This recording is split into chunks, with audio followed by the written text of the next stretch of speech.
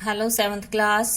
उम्मीद है आपने पाठ्य पुस्तक का सेकंड पार्ट नैनाभिराम नेपाल रीड कर लिया होगा। तो आज हम इसके वर्ड मीनिंग और क्वेश्चन आंसर करेंगे। एक तो आपने लेसन की रीडिंग अच्छे से करनी है ताकि आपको आंसर जो है वो समझ आ सकें।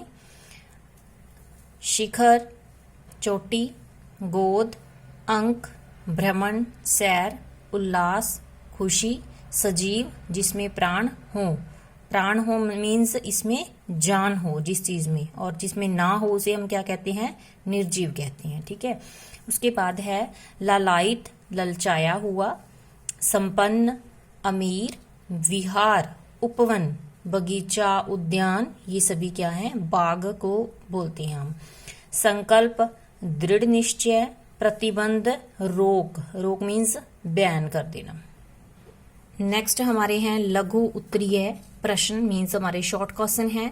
नेपाल कहाँ स्थित है? तो नेपाल हिमालय की ऊंची चोटियों के बीच स्थित है। मतलब चारों तरफ हिमालय की ऊंची ऊंची चोटियां हैं और बीच में क्या है, नेपाल है।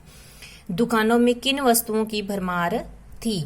तो दुकानों में विदेशी वस्तुओं की भरमार थी और वहां पर चीन का बना हुआ जो सामान था वो अधिक था। आपको पता ही है कि चाइनीज माल जो है वो हर जगह बहुत बिकता है, तो नेपाल में भी ऐसा ही था कि वहां पर चीनी वस्तुएं जो थी वो ज्यादा बिक रही थी। नेक्स्ट है नेपाल के सचिवालय की विशालता का अनुमान कैसे लगाया जा सकता है? तो इस सचिवालय के 1500 कक्ष हैं। 1500 कक्ष मीन्स कक्ष क्या होता है, कमरा। तो 1500 कमरे हैं जिससे कि यह अनुमान लगाया जा सकता है कि वो कितना विशाल है, वो कितना बड़ा है। नेक्स्ट क्वेश्चन है हमारे पास, पशुपतिनाथ मंदिर का निर्माण किस शताब्दी में हुआ? तो पशुपतिनाथ मंदिर का निर्माण जो है वो 13वीं शताब्दी में हुआ। नेक्स्ट क्वेश्चन है हमारा, किस उद्यान को विश्व विरासत स्थल घोषित किया गया?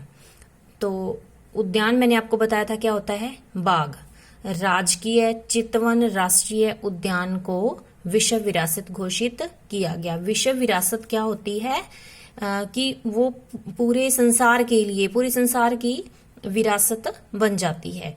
ठीक है, वो किसी एक देश की या किसी संप्रदाय की, धर्म की नहीं रह जाती, वो फिर क्या है, पूरे संसार की विरासत हो जाती है। ठीक है। उसके बाद है हमारे पास लॉन्ग क्वेश्चन है, काठमांडू का आकर्षण देखकर लेखक को कैसा अनुभव हुआ? तो काठमांडू क्या है, पहले तो आपने लेसन रीड किया, आपको याद होगा कि काठमांडू जो है वो नेपाल की राजधानी है, कैपिटल है वहां की। तो काठमांडू का आकर्षण, वहां की सुंदरता देखकर लेखक को ऐसा लगा कि मानो वह हमें अपने बाहुपाश में समाने के लिए ललचा रहा है। ठीक है। तो उसके और वहां की खूबसूरत वादियों में लेखक ने अपने आप को समा लिया। मतलब उसको बहुत ज्यादा वहां की सुंदरता जो थी उसने मोह लिया उसको। नेक्स्ट है, नेपाल भ्रमण से पहले लेखक ने किस मंदिर के बारे में क्या सुन रखा था? तो इसमें 2 क्वेश्चन पुट किए गए हैं, एक तो किस मंदिर के बारे में और क्या सुन रखा था। तो फर्स्ट है इसका, नेपाल भ्रमण से पहले लेखक ने पशुपतिनाथ मंदिर के बारे में सुन रखा था। एक तो इसका फर्स्ट का आंसर क्या आ गया, कौन से मंदिर में था, वो है पशुपतिनाथ मंदिर। और क्या सुन रखा था, उसका आंसर यह है कि यह मंदिर वागमती नदी के किनारे स्थित है। ये नेपाल की नदी का नाम है वागमती। यह मंदिर 13वीं शताब्दी में बना था और इसका ऊपरी कलश जो है वो सोने का बना हुआ है। और इसके आंगन में, आंगन क्या होता है, बिल्कुल बीच में सेंटर में, जैसे हमारे घरों में घर का आंगन होता है ना, वैसे ही जो उस मंदिर का आंगन है वहां पर नंदी की विशाल मूर्ति स्थापित की गई है। नेक्स्ट है, बौद्ध स्तूप कहाँ पर स्थित है? ये बौद्ध स्तूप जो है वो नेपाल में बहुत ही फेमस है।